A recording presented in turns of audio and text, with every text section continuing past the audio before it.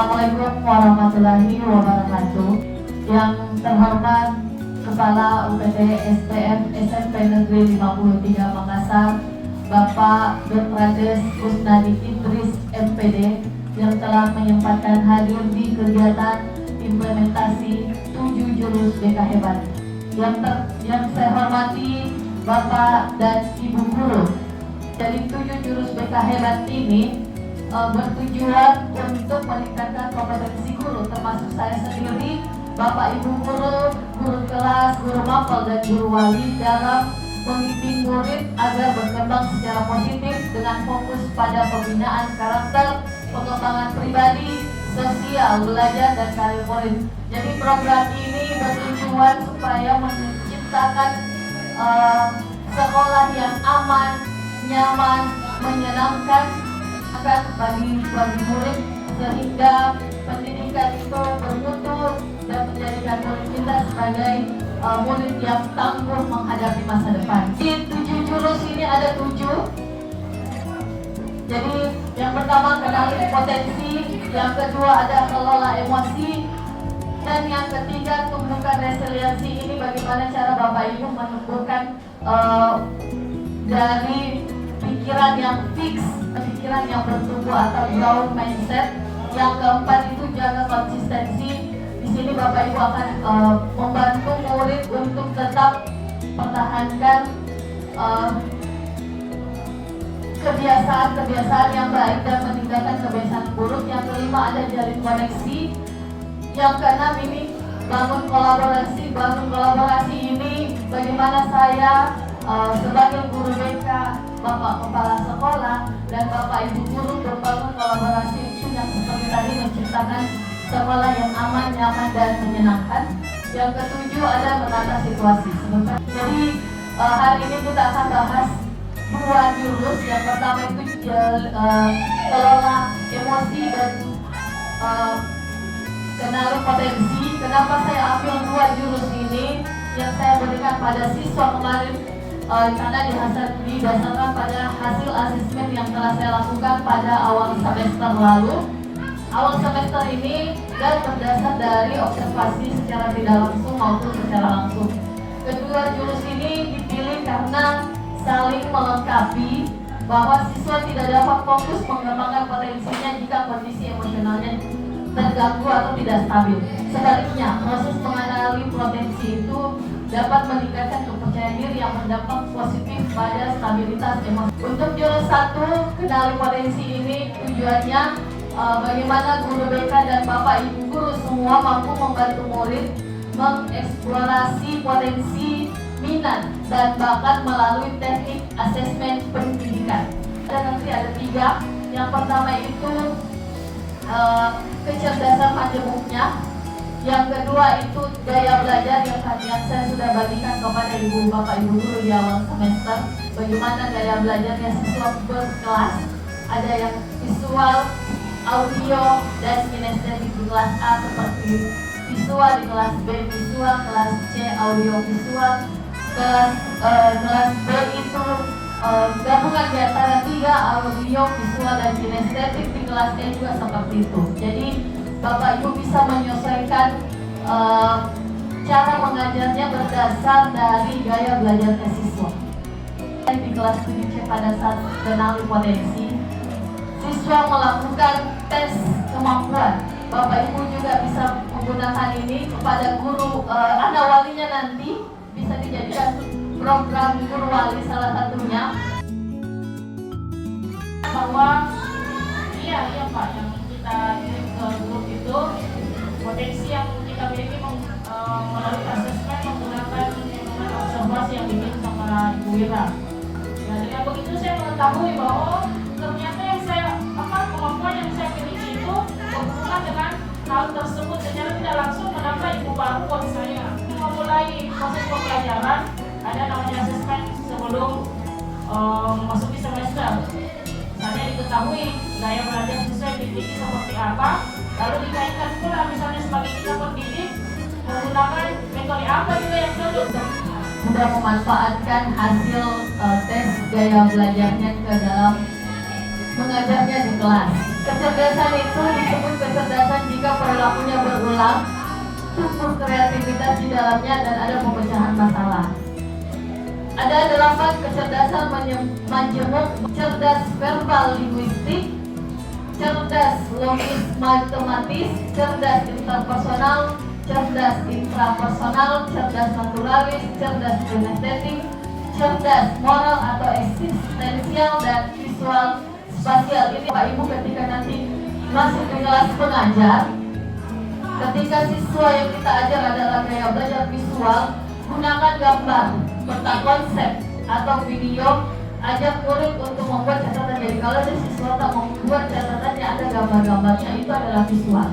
Auditory, gaya belajar audio, ini cocok untuk siswa berikan diskusi kelompok, tanya jawab, atau menggunakan lagu edukatif. Ibu bapak ibu bisa ciptakan sendiri. Yang ketiga ada gaya belajar kinestetik, ada bisa menggunakan permainan. Jadi siswa yang mempunyai gaya belajar kinestetik ini akan bosan atau duduk gitu. Kalau duduk hanya duduk seperti sekarang ini, jadi dia perlu praktek dan cepat menangkap pelajaran kalau dengan prakteknya secara langsung. Hasil dari kecerdasan majemuk di kelas 7C. Jadi ternyata di kelas 7C itu paling 47,82% siswa kita adalah seorang logis matematis. Logis matematis ini dia bisa memecahkan masalahnya sendiri. Jadi kalau kita kasih tugas di kelas 7C menggunakan logika yang menantang, pertanyaan logika yang menantang, diikuti oleh intrapersonal dan kecerdasan musikal dengan lagu. Makanya di kelas 7C juga ada gaya belajar audio.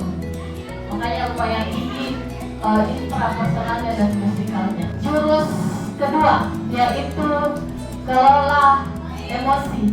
Jadi di jurus kedua ini dengan tujuan bagaimana saya dan Bapak Ibu guru terampil menerapkan bimbingan langsung di kelas untuk membantu murid mengelola emosi dan stres akademik. Sebelum kita membantu murid mengelola emosinya, kembalikan dulu ke gurunya sendiri. Apakah gurunya emosinya masih sudah stabil atau didengarkan baik-baik ceritanya. Jadi jika merasa senang, kertas akan dirusak.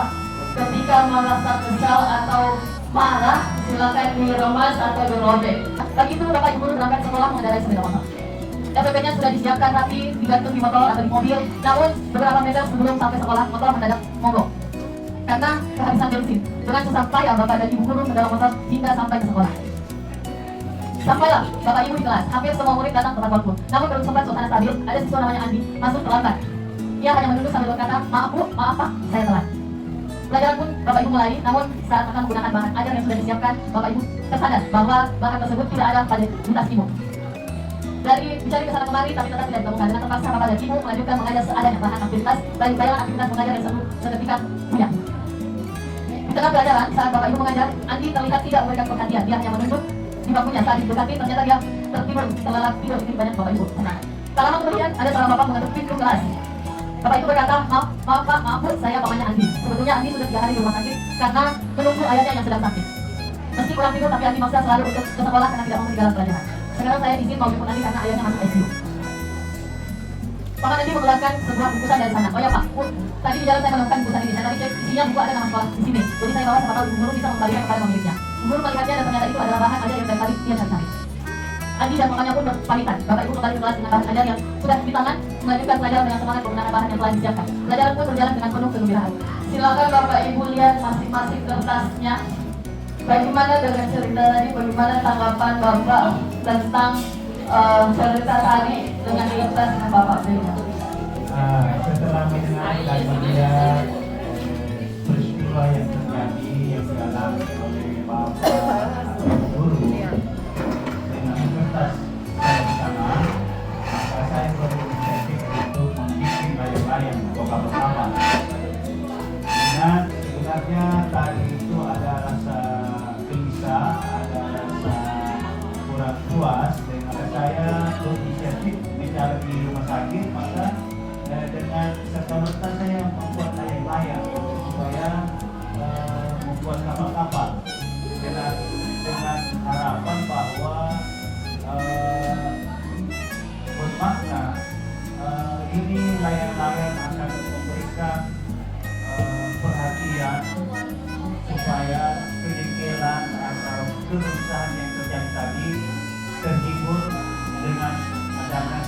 melupakan ini. Ya, itu artinya Bapak sudah mengelola emosinya, mengendalikan emosinya supaya tetap stabil. Emosi yang stabil pasti belajarnya juga siswa akan stabil, akan maksimal. Bayangkan mereka belajar saat pikiran kacau karena marah, cemas atau sedih karena kita tidak tahu pada saat siswa datang ke sekolah apakah mereka dalam keadaan bahagia atau lagi ada keadaan di rumahnya sedang sedih dan lain-lainnya. Emosi yang tidak terkelola adalah rem bagi potensi murid. Tugas Bapak Ibu guru adalah membantu murid melepas rem dan menemukan kembali kendalinya. Beberapa cara untuk mengendalikan emosi yang bisa Bapak Ibu terapkan pada siswa maupun diri sendiri menggunakan EMC2, Empathy, Mindfulness, Compassion, dan Critical Inquiry. Pertama kita dulu menggunakan empati kepada siswa, memahami dulu murid secara mendalam situasi yang murid alami pada saat dia ke sekolah. Lakukan pada saat kita tidak ke sekolah, lakukan mindfulness, pemahaman diri, melakukan segala rasa. Secara individu dapat membatasi perasaannya terhadap orang lain sehingga dapat mengurangi personal distress atau tekanan pribadi akibat respon yang berlebih terhadap orang lain. Kedua itu menyadari bahwa saya sedang dalam emosi apa. Ada happy, excited, tension, dan sebagainya. Jadi kenali dulu Bapak Ibu guru ini dalam keadaan emosinya seperti apa. Jadi emosi itu bukan hanya marah ya Bapak Ibu guru. Jadi ada emosi itu ada bahagia juga termasuk emosi, sedih termasuk emosi, marah pun juga termasuk emosi, ngantuk semuanya juga termasuk emosi. Oke, jadi yang ketiga itu adalah mengelola emosi. Di dalam otak kita itu ada neokortex, limbik, dan reptil. Ketika reptilnya ini yang berfungsi, ya maka otak yang lain akan meninggal, akan berhancur, akan mati.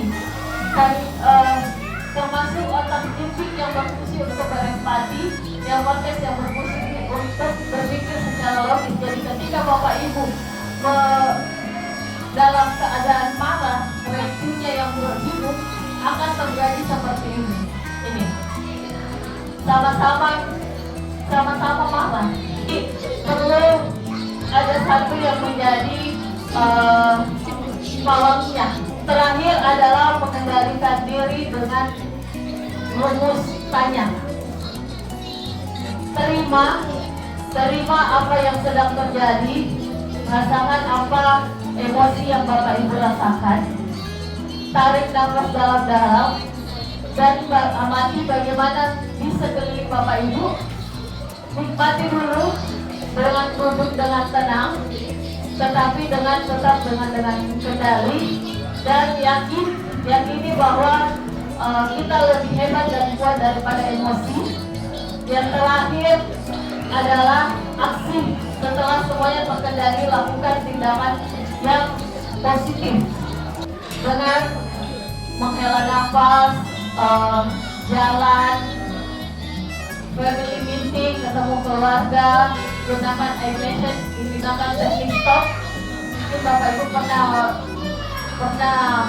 dengan teknik stop, menghitung sampai 10 atau bermain game. Itu bisa Bapak Ibu lakukan ketika sedang emosinya tidak stabil. Lakukan implementasi jurus kedua itu di kelas 7B, dan semua siswa membuat peta emosi, ada di belakang sana petanya. Mereka sudah tahu yang mana emosi positif, mana emosi yang positif, mana emosi yang negatif. Refleksi kali ini dari saya cukup menarik dari pemateri karena memberikan 2 jurus ya. Yang pertama apa tadi? Kenali potensi dan juga mengelola emosi. Nah ini sangat baik untuk kita pahami karena untuk mendidik peserta didik kita harus mengenali potensinya dulu agar kita bisa menyesuaikan cara belajar kita di kelas. Kesimpulan dikelola emosi, sebelum kita mengenali emosinya anak-anak atau peserta didik,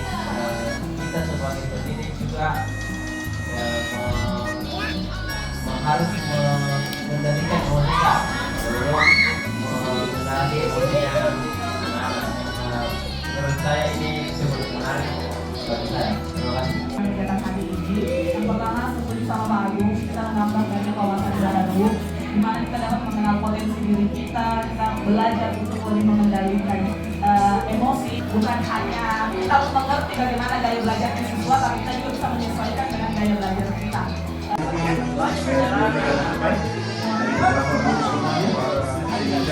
Diharapkan di masa depan kita akan semakin maju. Amin. Terima kasih Bapak Ibu Guru atas kesempatannya hari ini. Semoga apa yang saya sampaikan hari ini bisa berdampak positif pada Ibu Guru, dan untuk jurus lainnya juga akan belajar bersama-sama di kesempatan lainnya. Terima kasih. Assalamualaikum warahmatullahi wabarakatuh.